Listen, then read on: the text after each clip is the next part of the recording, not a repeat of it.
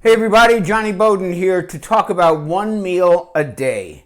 Now, when this concept first came out years and years ago, it's not really new.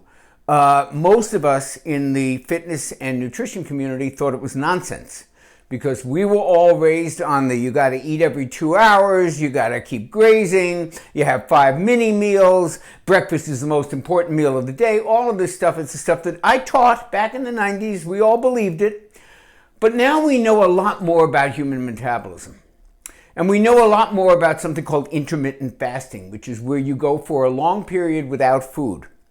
And when you think about that, it's exactly how our paleo ancestors actually lived. It's actually how our DNA is programmed.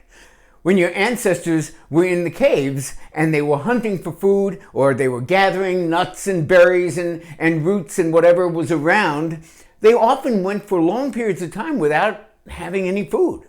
A hunt might take a day or two to find some wild animal and drag it back to the campsite. And then it might feed you for a week, and then there might be famine.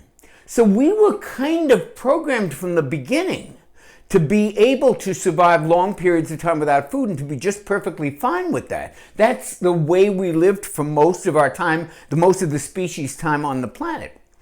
So when you think about it that way, one meal a day really isn't that weird from the point of view of our natural metabolism, what we are actually programmed to be able to survive on.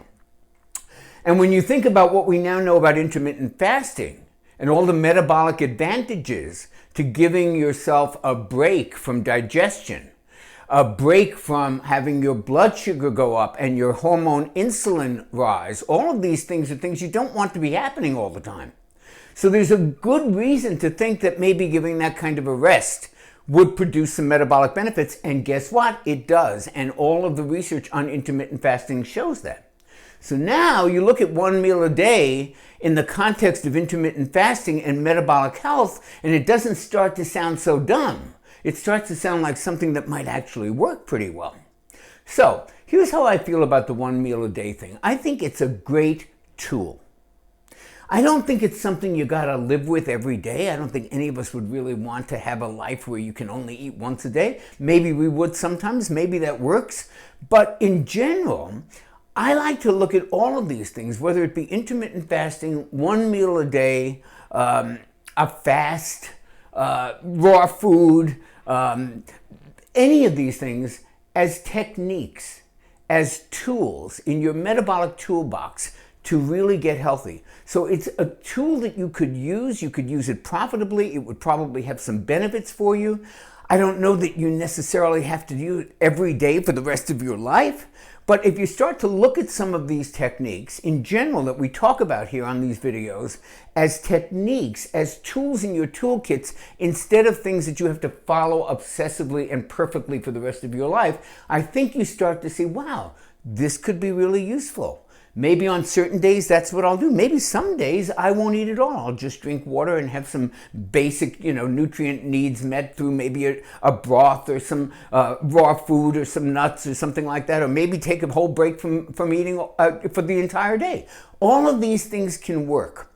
I think that when they work best is when you don't look at them as something that you have to be obsessively tied to as a program for the rest of your life, but instead look at something that you could try, something that you could use from time to time, something that you could use seasonally, like a ketogenic diet is great if you do it maybe 4 times a year. Maybe you don't have to be on it all the time.